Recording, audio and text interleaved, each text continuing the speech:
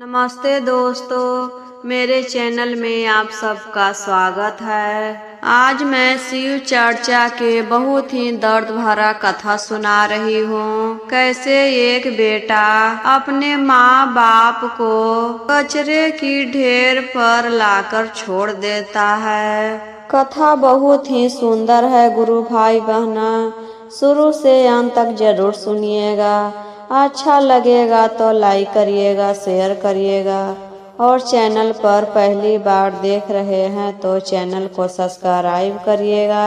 एक जगह बहुत सारा कचरा का ढेर था, जहाँ पर सभी शहरों से कचरा लाकर वहाँ पर जमा होता था। उसी कचरा के ढेर के सामने एक कार आकर रुकती है और उसमें से एक अमीर लड़का निकलता है और अपने माँ बाप को हाथ तीर कर वहाँ पर उतार देता है और वहाँ से चला जाता है। माँ बाप कहते रह जाते हैं, बेटा कहाँ जा रहा है, कहाँ जा रहा है, हम यहाँ पर अकेले क्या करेंगे, कहाँ पर रहेंगे, कहाँ खाएंगे, कैसे रात गुजारेंगे। बेटा हम दोनों को छोड़कर मत जाओ, हमें भी अपने साथ ले जाओ। लेकिन बेटा नहीं सुनता है, वह तो गाड़ी में बैठकर चला जाता है। वहाँ पर दोनों बूढ़ा और बूढ़ी बैठकर सोच रहे थे, देखो तो इसी दिन के लिए अपने बेटा को पाल पोस कर बड़ा किए थे कि हमको घर से निकाल दे। इस बुढ़ापा में बेटा हमको सेवा करता तो आज ऐसा दिन देखने को मिला कि बेटा हम दोनों को घर से निकाल दिया। अब तो दोनों एक दूसरे के सहारा थे, उनका साथ देने वाला कोई नहीं था। दोनों का करते हैं गुरु बहना, उसी कचरा के ढेर में से फटा चीटा कपड़ा ढूंढ कर लाते हैं और घास फूस इकट्ठा कर कर वहीं पर कचरा के ढेर पर अपना एक झोपड़ी बनाते हैं। झोपड़ी बनाने के बाद पत्नी रूपा से कहते हैं, चलो रहने के लिए तो इंतजाम हो गया, लेकिन खाने के लिए कहाँ से इंतजाम करें, हम दोनों क्या खाएंगे। एक दो दिन की बात तो नहीं है, अब हम दोनों को जीवन भर यहीं पर रहना होगा, तो खाने के लिए इंतजाम तो करना ही होगा। तब वह क्या करते हैं, कचरा में से एक फटा चीटा बोरा ढूंढते हैं। उसी बोरा में कचरा में से सामान ढूंढ ढूंढ कर बोरा में भरने लगते हैं, जैसे प्लास्टिक का बोतल, टूटा फूटा लोहा, सब इकट्ठा करके ले जाकर कबाड़ी वाला दुकान पर दे देते हैं। जो उससे पैसा मिला था तो चावल खरीदते हैं, आटा खरीदते हैं और अपने झोपड़ी में आते हैं तो देखते हैं कि रूपा बैठकर सिलाई कर रही है। कचरा में से फटा चीटा कपड़ा लाकर बेचारी सी रही थी पहनने के लिए, और उसी कपड़ा को जोड़ जोड़ कर ओढ़ने के लिए चादर बनाती है। जो बाजार से चावल लेकर आए थे तो रूपा भात बनाती है, इधर उधर से ईटा इकट्ठा करती है और उसी ईटा को चूल्हा बनाती है। चूल्हा बनाकर प्लास्टिक के बोतल लाती है, उसी बोतल को जलाकर भात बना लेती है। भात बनाने के बाद दोनों बूढ़ा बूढ़ी बैठकर छूछे भात खा लेते हैं, क्योंकि कैसे तो पेट भरना था। जीवित रहने के लिए तो खाना जरूरी होता है, तो अपना किसी भी तरह करके पेट पाल रहे थे। कभी भात खाकर, कभी रूखा सूखा रोटी खाकर, कभी भूखे ही रह जाते थे। इसी तरह अपना जीवन काट रहे थे। दोनों सोचते थे कि आज बेटा लाने आएगा, कल बेटा आएगा, परसों आएगा। राह देखते रहते थे कि कभी ना कभी बेटा हम दोनों को ले जाने आएगा, लेकिन बेटा कभी भी झांकी मारने नहीं आता था। वो दोनों अपने कचड़े में ही अपना खुशियाँ ढूंढ लिए। दोनों एक दूसरे के सहारा थे। एक दिन जब बैठकर दोनों रूखा सूखा भोजन कर रहे थे तो बोलते हैं रूपा से, बहुत दिन हो गया अच्छा खाना खाए हुए। रोज रोज रूखा सूखा खाना खा रहे हैं, आज कुछ अच्छा बनाना। तब रूपा बोलती है कि क्या बनाएंगे, घर में तो बस रूखा सूखा ही भोजन है। कहते हैं कि जा रहे हैं आज हम मछली लाने, आज हम दोनों मछली भात खाएंगे, बहुत दिन हो गया। यह सुनकर रूपा खुश हो जाती है और कहती है कि मछली कहाँ से लाएंगे। तब वह कहते हैं कि तुम चिंता क्यों कर रही हो, हम ला रहे हैं। आज हम दोनों खूब खुशियाँ मनाएंगे। उसके बाद रूपा फटी हुई बोरी लेती है और कचरा में से ढूंढ ढूंढ कर प्लास्टिक के बोतल बोरी में भरने लगती है। कचरा में खोजते खोजते उसके हाथ में कुछ भारी चीज आकर टकराती है। रूपा सब कचरा को वहां से हटाती है तो देखती है कि यहाँ पर एक बक्सा है। जब बक्से को ऊपर लाकर देखती है और बक्से को खोलती है तो देखती है कि उसमें तो बहुत सारा सोना का सिक्का है और सोने का गहना है। वह इधर उधर देखती है कि यहाँ पर कोई होगा तो उसी का होगा, जिसका होगा वह अपना ले जाएगा। लेकिन वहाँ पर अगल बगल कोई नहीं था। वह कुछ समय इंतजार करती है कि कोई आएगा तो पूछेंगे कि यह बक्सा किसका है, और उसको मन ही मन डर भी लग रहा था कि कोई हमको पुलिस से न पकड़ा दे कि चोर है, कहीं से चोरी करके लाई है। कुछ समय इंतजार करने के बाद वह बक्से को बोरी में भर के घर ले आती है। घर लाकर एक कोने में रख देती है। उधर उसका पति जाल लेकर मछली मारने गया था। जैसे ही जाल पानी में डालता है तो कुछ देर के लिए मछली जाल में नहीं फंसती है। फिर कुछ समय बाद जाल में 4 मछलियां आकर फंस जाती है। यह देखकर बहुत खुश हो जाता है और कहता है कि आज तो रूपा मछली को देखकर बहुत खुश हो जाएगी। बहुत दिनों के बाद मछली खाने के लिए मिलेगा। वह मछली को लेकर झोपड़ी में आता है और रूपा से कहता है, देखो देखो 4 मछलियाँ लेकर आए हैं, जल्दी से इसे बनाओ और हम दोनों साथ में खाएंगे।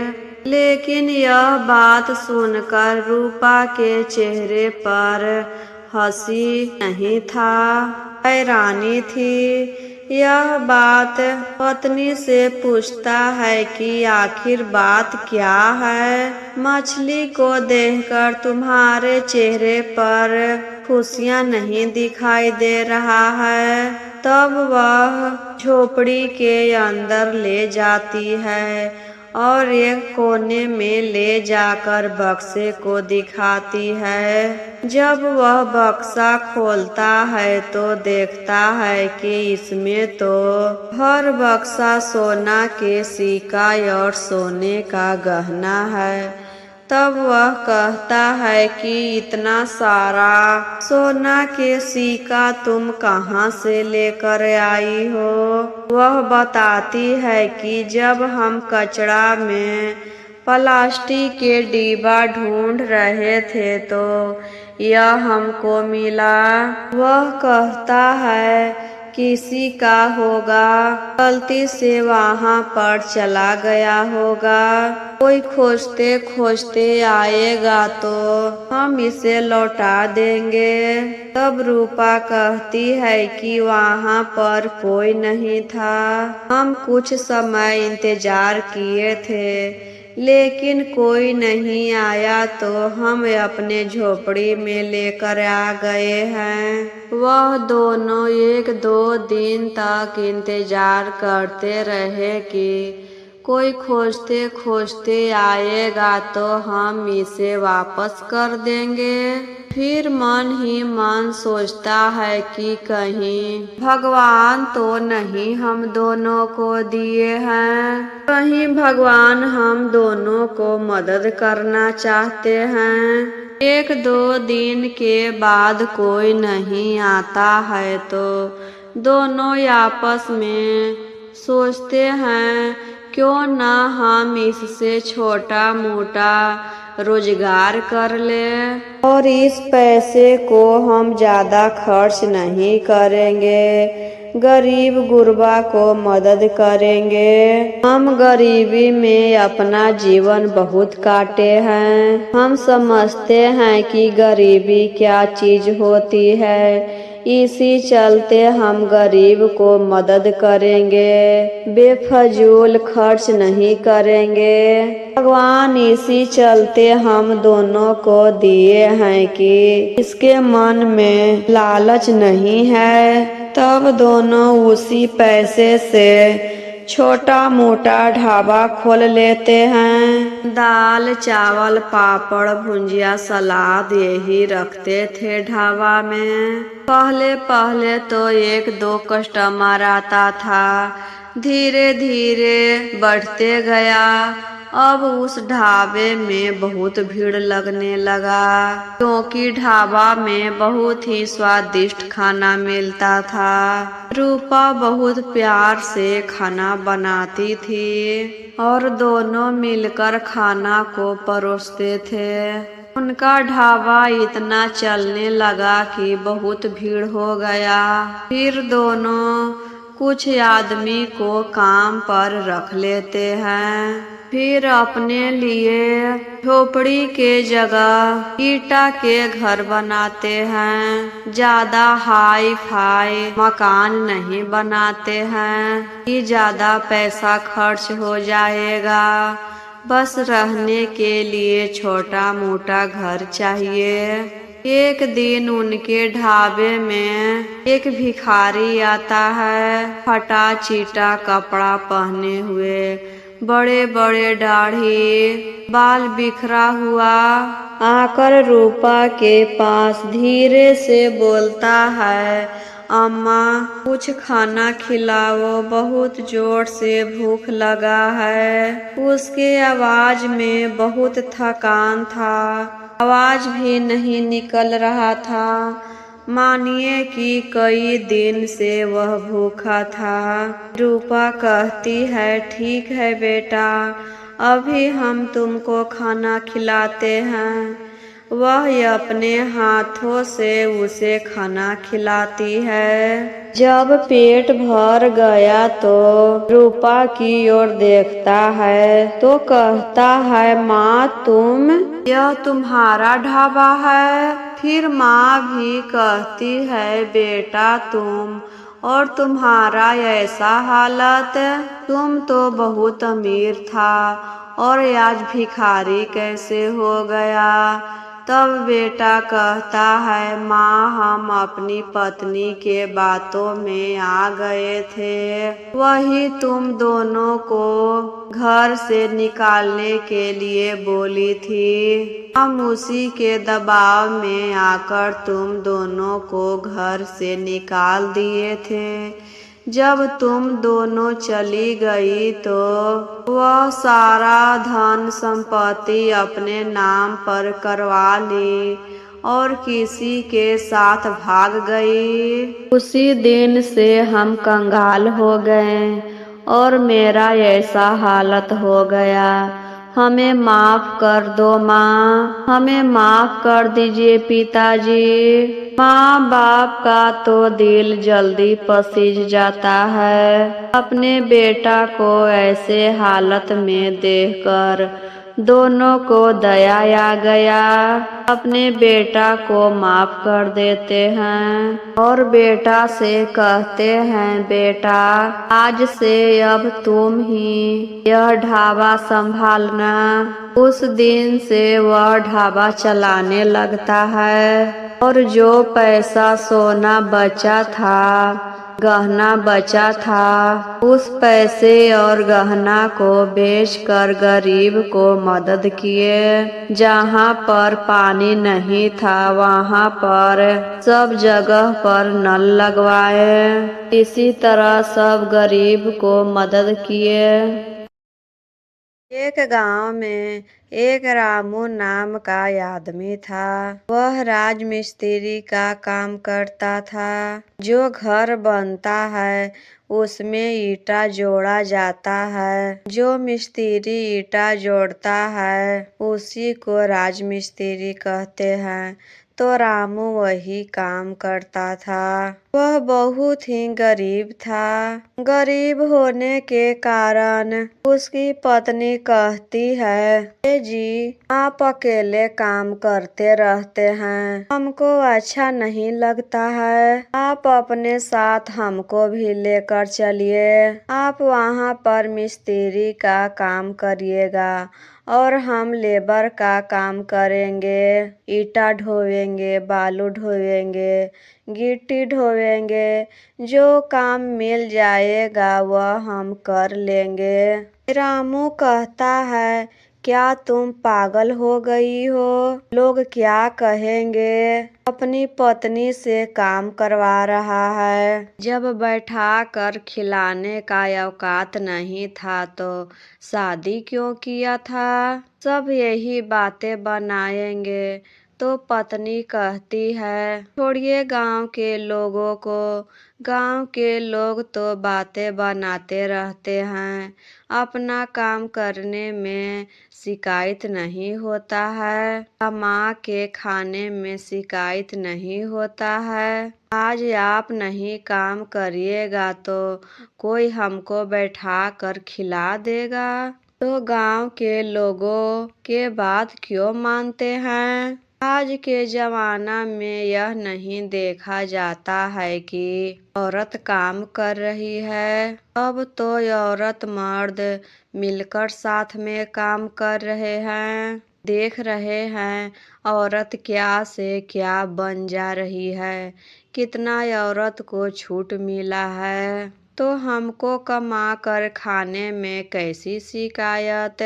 आज से हम भी आपके साथ काम करने चलेंगे।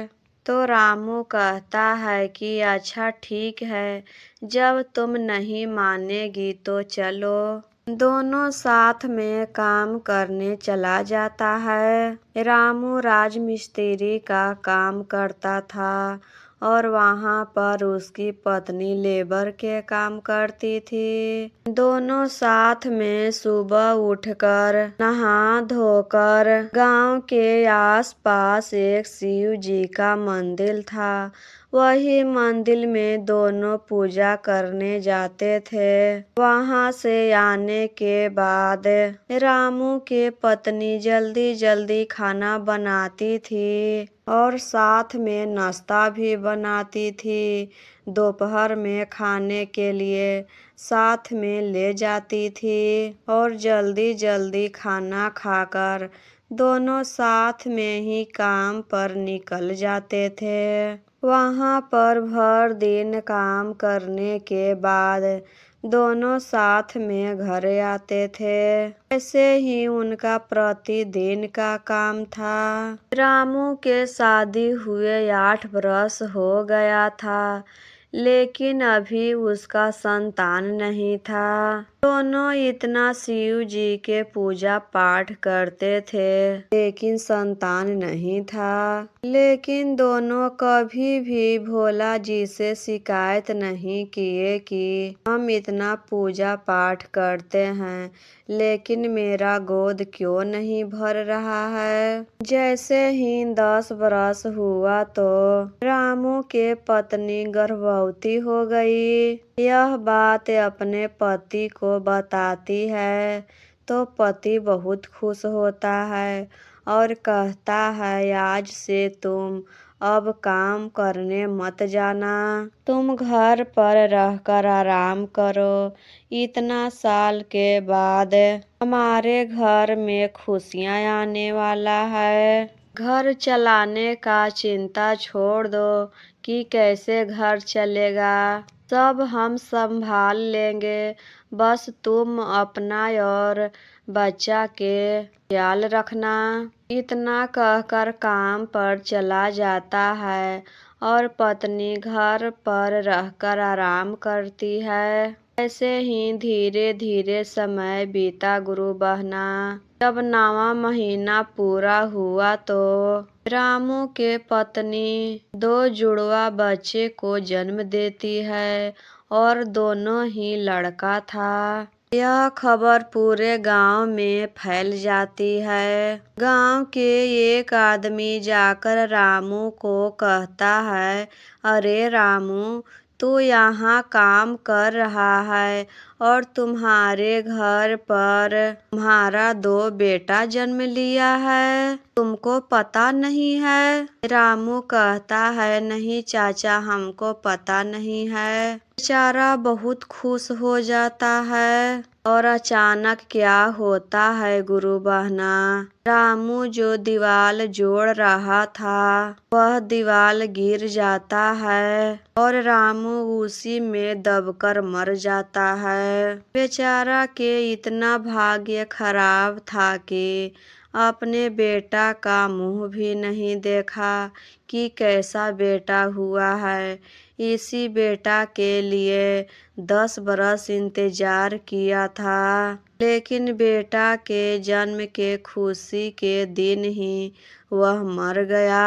एक आदमी रामू के घर आकर बताता है कि रामू के ऊपर दीवार गिर गया है और रामू उसी में दबकर मर गया। यह बातें सुनकर रामू के पत्नी बहुत रोने लगती है। देखो तो आज हमारे घर में खुशी का माहौल था और भगवान जी कितना बड़ा दुख दे दिए। यह बात सुनकर रामू के जो बूढ़ी माँ थी वह अपनी बहू को बुरा भला कहने लगी और कहती कि तुम्हारा बेटा अपशगुन है, कुभाखर है, बनौती है, इसका पैर तो खराब है, जन्म लेते ही मेरा बेटा को खा गया। इससे अच्छा कि तुम निसंतान रहती। और उसी समय अपनी बहू और दोनों पोता को घर से निकाल देती है। जाओ, मेरे घर से निकल जाओ। बहू कहती है, माँ जी, हम कहाँ जाएंगे, हम अकेले तो नहीं हैं, मेरे साथ 2 छोटा छोटा बच्चा है। इस बच्चे को लेकर हम कहाँ जाएंगे। गांव के लोग भी बहुत समझाते हैं। इसमें इस बेचारी का क्या दोष जो इसे घर से निकाल रही हो। तुम जितना प्यार अपने बेटे से करती हो उससे ज्यादा यह अपने पति से प्यार करती थी। घर से निकालने के बाद वह अपने नैहर जाती है रहने के लिए, लेकिन वहाँ भाभी जो थी वह नहीं रहने देती है। अपने पति से कहती है अपने ससुराल तो बर्बाद कर दी, अपने पति को खा गई है, अब हमारे घर रहने आई है, वो भी अपने साथ 2 बच्चा को लेकर। इसका भार कौन उठाएगा। आप अकेले होकर इतना आदमी का बोझ कैसे उठाएंगे। इसे मना कर दीजिए। भाई भी अपने पत्नी के बातों में आकर बहन से कह देता है, बहन मेरे घर से चली जाओ, हम तुमको नहीं रख सकते हैं, हम इतना नहीं कमाते हैं कि तुम सब का बोझ उठाएं। खाना भी नहीं खिलाता है, पानी भी नहीं पूछता है, यह नहीं कहता है कि आई हो तो कम से कम खाना खाकर जाना, सीधे घर से निकाल देता है। वहाँ से भी बेचारी अपने दोनों बच्चे को लेकर चली जाती है और जंगल में जाकर घास फूस के एक झोपड़ी बनाती है और उसी में रहने लगती है और सोचती है कि यहाँ रहने से पेट तो नहीं भरेगा। पेट भरने के लिए कुछ ना कुछ तो काम करना होगा और यहाँ जंगल में कौन सा काम मिलेगा। यहाँ तो कोई आदमी भी नहीं है कि उसके घर जाकर हम काम करें। दोनों बच्चा को झोपड़ी में रखकर बंद कर देती है और इधर उधर चल रही थी कि क्या करे कि पेट भरे। तभी उसको नजर पड़ता है बेल के पेड़ पर और वहाँ पर भांग धतूरा भी जमा हुआ था। जंगल में फूल तो रहता ही है। वो सोचती है कि यही काम करते हैं, पेड़ से बेलपत तोड़ लेते हैं, फूल तोड़ लेते हैं, भांग धतूरा ले लेते हैं और चलते हैं बेचने, यही बिजनेस ठीक रहेगा। तो एक डलिया लेती है और उसमें ताजा ताजा बेलपत्र तोड़ती है, फूल तोड़ती है, भांग धतूरा तोड़ती है और गांव में लेकर निकल जाती है। बेलपत्र ले लो, बेलपत्र, ताजा ताजा बेलपत्र।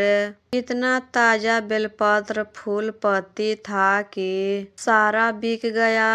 उससे जो पैसा मिला वह बाजार लेकर जाती है और खाने पीने के लिए सामान लेकर आती है। प्रतिदिन का उसका अब यही काम था। सुबह उठकर बेलपत्र फूल पत्ती तोड़ती थी और गांव गांव बेचने चली जाती थी और सब बिक भी जाता था। एक दिन एक औरत कहती है, बहन गांव गांव घूमकर तुम बहुत हैरान हो जाती होगी। एक काम करो, वहाँ पर एक शिव जी का मंदिर है, वहाँ पर पूजा करने के लिए बहुत सारे लोग आते हैं। उसी मंदिर के बाहर तुम अपना बेलपत्र फूल पत्ती लेकर बैठ जाना और सारा बिक जाएगा, कहीं जाने के जरूरत भी नहीं रहेगा। गांव गांव घूमकर तुम हैरान हो जाती है और घर पर जाकर दो बच्चा को संभालना होता है। अब वह कहती है, आप ठीक कह रही हो बहन, मेरे दिमाग में तो ऐसा बात आया ही नहीं। कल से हम ऐसे ही करेंगे। तो कल सुबह उठती है, बेलपत्र, फूल, भांग, धतूरा सब टोकरी में भर लेती है और सर पर उठाकर मंदिर के बाहर जाकर बैठ जाती है। उसका बेलपत्र फूल पत्ती इतना ताजा ताजा था कि जल्दी से बिक गया और अच्छा पैसा भी हो गया। अब तो रोज ऐसे ही करने लगे। बेलपत्र तोड़कर मंदिर के बाहर ही बैठ जाती थी और जल्दी जल्दी उसका सब बिक जाता था और उसके बाद बहुत समय मिलता था तो शिव चर्चा में चली जाती थी। जब उसका बेटा स्कूल जाने लायक हो गया तो एक स्कूल में नाम लिखवा देती है। जब उसके पास कुछ पैसा हो गया तो एक खेत खरीद लेती है। धीरे धीरे घर बनाने लगती है और कुछ साल में अच्छा मकान बना लेती है। उसका बिजनेस में तो पैसा नहीं लगता था। वह जंगल में रहती थी तो वहाँ पर ताजा ताजा बेलपत्र, फूल, भांग, धतूरा मिल जाता था।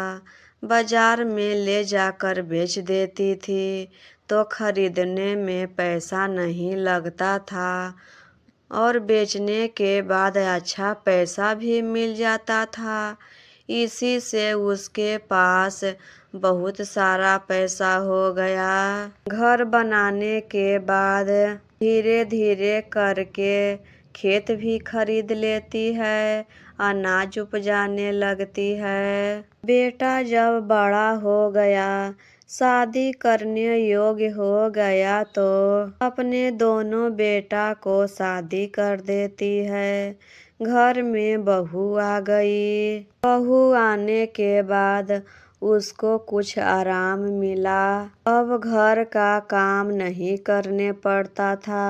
घर में दो दो बहू थी तो यह काम क्यों करती। सब काम दोनों बहू मिलकर कर लेते थे। बहू आने के बाद यह प्रतिदिन चर्चा में जाने लगी। नहा धोकर नया साड़ी पहनती थी, बाल झाड़कर लिपस्टिक लगाकर चर्चा में चली जाती थी। चर्चा करने के बाद शाम में घर आती। रोज अब ऐसे ही करने लगी। पूरा शौकीनी में रहने लगी, जीट बूट में रहने लगी। यह देखकर दोनों बहू कहती है, देखो तो यह कितना बूढ़ी हो गई है और कितना फैशन में रहती है। हम दोनों से तो ज़्यादा यह फैशन करती है और इतना फैशन करके पता नहीं कहाँ जाती है और घर का काम भी नहीं करती है। यह बात दोनों बहू अपने पति से कहती है कि आप अपनी माँ को देखे हैं कितना फैशन करती है, इतना फैशन करके कहाँ जाती है, क्या करने जाती है। बेटा कहता है कि चर्चा में जाती है और कहाँ जाती होगी। कुछ दिन कुछ नहीं कहता है। फिर दूसरे दिन दोनों बेटा घर के बाहर बैठा था। माँ नया साड़ी पहन के, बाल झाड़ के, लिपस्टिक लगाकर चर्चा में चली गई। अभी दोनों बहू घर से बाहर निकलती है और अपने अपने पति से कहती है, देखिए तो कहाँ जा रही है, इतना फैशन करती है। तब वह कहता है कि आने दो, आज पूछते हैं कहाँ जाती है। और उधर से शाम को ही आती है। जब शाम हुआ, चर्चा खत्म हो गया तो उधर से आई। तब तक दोनों बेटा दरवाजा पर बैठा था और पूछा कि माँ कहाँ से आ रही हो। माँ कहती है बेटा चर्चा में से आ रहे हैं। फिर बेटा कहता है कि इतना शाम हो गया, अभी तक चर्चा हो रहा था। माँ कहती है हाँ चर्चा हो रहा था, और आज तक तो तुम कभी भी ऐसा सवाल नहीं किया। आज क्या हो गया जो तुम हमसे पूछ रहे हो? हमको क्या करना है? घर में दो दो बहू है तो हम क्या करेंगे? हम अपना आराम से चर्चा में जाते हैं और आराम से आते हैं। तब दोनों बेटा कहता है कि हमें अलग कर दो, हम तुम्हारे साथ नहीं रहेंगे। यह बात सुनकर माँ को बहुत दुख होता है और कहती है अच्छा तुम दोनों अलग रहना चाहते हो तो ठीक है, अलग हो जाओ। तुम दोनों इस बात के लिए अलग हो रहे हो कि हम चर्चा में जाते हैं और भर दिन चर्चा में रहते हैं। इस उम्र में हमको क्या करना चाहिए? जीवन भर तो हम मेहनत मजदूरी करके कमाए खाए हैं, लेकिन अब घर में दो बहू आई है तो हम सब दिन काम करते रहे। जब तुम दोनों का यही मन है कि अलग रहेंगे तो हो जाओ अलग। तो दोनों अलग हो जाते हैं। घर में 3 हिस्सा लगता है और जितना उसके पास खेत था सब अपने नाम पर रखती है, अपने दोनों बेटा को नहीं देती है।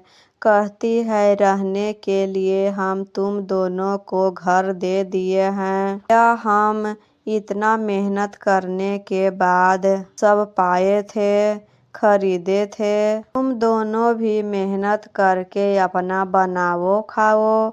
हम अब बूढ़ी हो गए हैं, सब दिन हम काम करते रहेंगे, यह खेत हम रखेंगे, मरने के बाद ही तुम दोनों को मिलेगा। दूसरे दिन बुढ़िया सुबह उठती है, खाना बनाती है, खाकर नहा धोकर नया साड़ी पहनकर बाल बांधकर चर्चा में चली जाती है। आराम से चर्चा करती है और शाम को घर आती है और इधर दोनों बेटा काम करने के तलाश में इधर उधर भटकते रहता है। जब धान रोपने का दिन आया तो बुढ़िया चर्चा में कहती है कि कल हम नहीं आएंगे बहन, हमको धान रोपना है। तो सारी गुरु बहना कहती है आप अकेले कैसे करेंगे बहन, कल हम सब सुबह आएंगे और आपका धान जल्दी जल्दी हम सब साथ में रोप देंगे। तो दूसरे दिन सारी गुरु बहन आती है और जल्दी जल्दी धान रोप देती है। उसके बाद नहा धोकर नया साड़ी पहनकर बाल झाड़कर चर्चा में चली जाती है। दोनों बहू देखती है तो कहती है देखो तो ये बुढ़िया के, इसको अब अलग कर दिए हैं फिर भी इतना फैशन करती है और सारा काम करती है और उसके बाद चर्चा में भी चली जाती है। जब धान पक गया तो सब शिष्या बहन आकर धान भी काट देती है। जब कुछ भी खेत में बोने का सीजन आता है तो सब शिष्या बहन आकर रोप देती है, काटने के समय में आकर काट देती है और महादेव के कृपा से कुछ भी रोपती है तो बहुत सारा हो जाता है, खूब उपज होता है। दोनों बहू कहती है अब अलग कर दिए तो उसका काम भी जल्दी जल्दी हो जाता है, सारे लोग आकर काम भी कर देते हैं। हम दोनों ही घाटी में आ गए। जिस दिन से अलग हुए हैं सही से खाना भी नहीं मिल रहा है और काम के लिए पति इधर से उधर भटक रहे हैं। एक बार बुढ़िया मकई रोपती है। मकई भी उतना ही बढ़िया होता है गुरु बहना। जब मकई हो जाता है गुरु बहना तो सारी शिष्या बहन आकर मकई को काट देती है और उसके दरवाजा पर जाकर रख देती है। उसके बाद सारी शिष्या बहन नहा धोकर चर्चा में भी चली जाती है। उस दिन दोनों बहू के घर में खाना नहीं बना था गुरु बहना। आग भी नहीं जुटा था क्योंकि उसके घर में उस दिन राशन ही नहीं था। अब तो चारों को भूख लग जाता है, दोनों बेटा को और दोनों बहू को। चारों आपस में बातें करते हैं कि आज तो घर में कुछ नहीं है, क्या खाए, कहाँ से लाए। बहुत जोर से भूख भी लगा है और कुछ काम भी नहीं मिल रहा है। तो चारों मिलकर प्लान बनाते हैं कि क्यों ना माँ के दरवाजा पर मकई रखा है, चलते हैं चारों लाने और वही मकई लाकर पका कर खाएंगे तो भूख मिट जाएगा। ऐसा ऐसा चीज देखने से तो सबको लालच आ जाता है खाने के लिए। तो चारों चलते हैं मकई चोरी करने। तब चारों मुंह में कपड़ा बांध कर मकई चोरी करने जाते हैं कि कोई देखेगा तो पहचानेगा नहीं। जैसे ही चारों मकई उठाते हैं तो दोनों बेटा कुत्ता बन जाता है और दोनों बहू बिल्ली बन जाती है। कुत्ता बनते ही दोनों भो भो भो भो करने लगता है और बिल्ली बनते ही दोनों म्याऊं म्याऊं करने लगती है। कुत्ता के डर से बिल्ली भागने लगती है। कुत्ता तो बिल्ली का शिकार करता है और उस समय तो दोनों को बहुत भूख लगा हुआ था।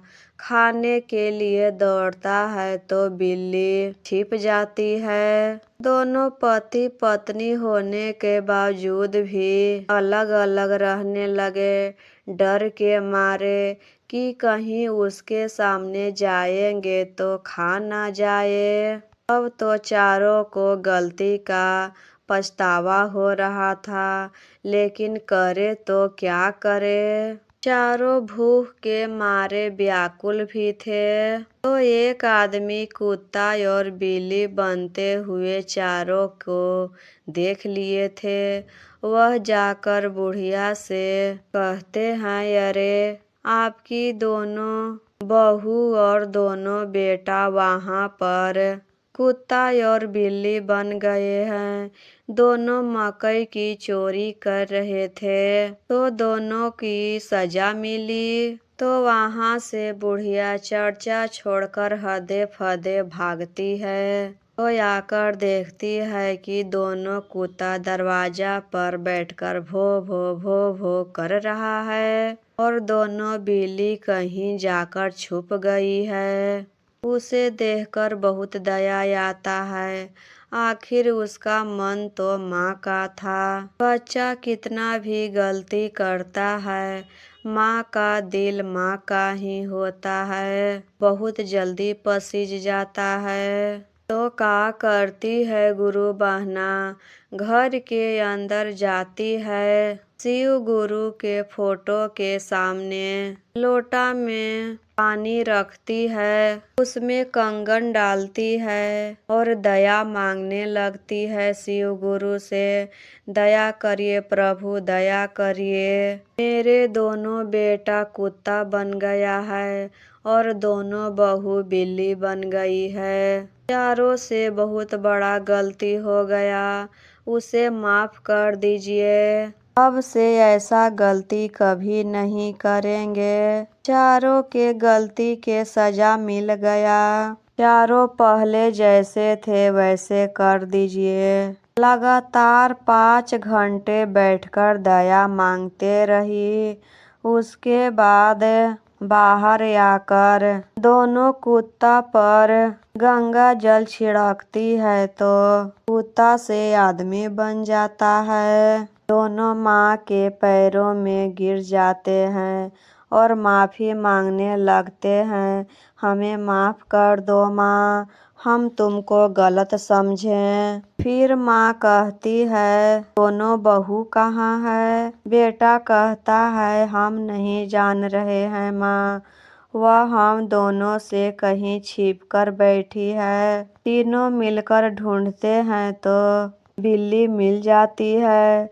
फिर दोनों बिल्ली के ऊपर गंगा जल छिड़कती है तो बिल्ली औरत बन जाती है। दोनों बहू सास के पैरों में गिरकर माफ़ी मांगती है, हमें भी माफ़ कर दीजिए माँ जी, हम आपको गलत समझे, हमको गलती का पछतावा है और उसका सजा भी हमें मिल ही गया। अब से ऐसा कभी नहीं करेंगे, ना ही चर्चा में जाने से मना करेंगे और आज से आपको खूब सेवा करेंगे। कभी भी किसी बात के लिए नहीं टोकेंगे हम, जो मन करेगा वैसे रहिएगा। माँ बोलती है, अरे अपनों से माफ़ी कैसी मांगी जाती है? हम तो तुम सब से नाराज कभी नहीं थे, तुम सबको ही अलग रहना था। हम अपने बच्चों से भला कैसे नाराज हो सकते हैं? तुम सब तो मेरे अपने हो। चारों को गले से लगा लेती है और पांचों उस दिन से साथ में रहने लगते हैं। दोनों बहू भी उस दिन से चर्चा करने लगती है अपने सास के साथ, वह दोनों भी चर्चा में जाने लगती है। आशा करती हूँ यह कथा आप सभी को अच्छा लगा होगा। अच्छा लगा होगा तो कमेंट बॉक्स में हर हर महादेव, ओम नमः शिवाय लिखना ना भूलें और एक बार प्रेम से बोलिए हर हर महा